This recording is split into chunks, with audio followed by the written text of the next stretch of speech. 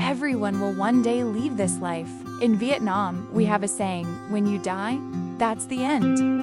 It means that when we close our eyes for the last time, we take nothing with us.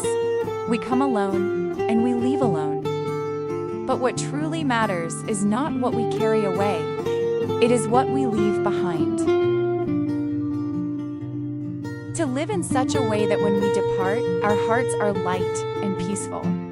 And those who remain can only fold their hands in prayer, wishing us a gentle journey onward, without resentment. That is a beautiful life. That was the life my grandmother lived, a beauty that came from her soul and shone outward. She passed away 4 days ago, just a few days after Lunar New Year.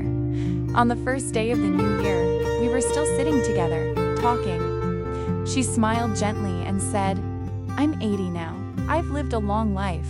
When will your son arrive?" I replied, "After 80 is truly a blessing, Grandma. He'll be here around 7 tonight." We waited together from afternoon until evening, but he didn't come. When I told her he was tired and would visit the next day, I saw a flicker of disappointment in her eyes. That night, I ate dinner alone while she sat nearby, smiling and reminiscing about my son's childhood, about all her grandchildren, including me. Together, we turned the pages of old memories. In that quiet moment, my chest tightened. I realized I hadn't done enough to repay her love. She wasn't my biological grandmother. She was my grandmother's younger sister. She never married and never had children. When my older brother was just 1 year old, my grandmother passed away. From that day on, she stepped into that role for us, becoming our grandmother in every way that mattered. Quietly, faithfully, she carried love for the entire family.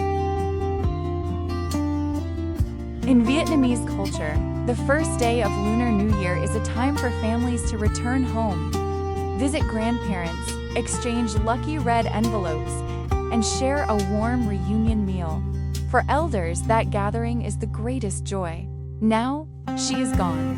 Her body will return to dust, but the memories of her remain alive in our hearts. If not for her, I might have been alone in the hospital when I gave birth to my son. She stayed with me and cared for us for 4 months after we returned home. She sang lullabies to her first great-grandchild and cooked simple, nourishing meals so I would have milk for my baby. In 2016, when my father was in the final stage of liver cancer, she cared for him tenderly for more than 6 months, as patiently and gently as one cares for a child slowly forgetting how to eat, how to speak, how to bathe. She never complained. She never showed exhaustion. She simply loved. I only pray that if there is another life, she will live freely and peacefully without the hardships she carried in this one. I love her, and I will always remember my grandmother. Thank you for watching my video. I wish you peace, joy, and happiness in your life.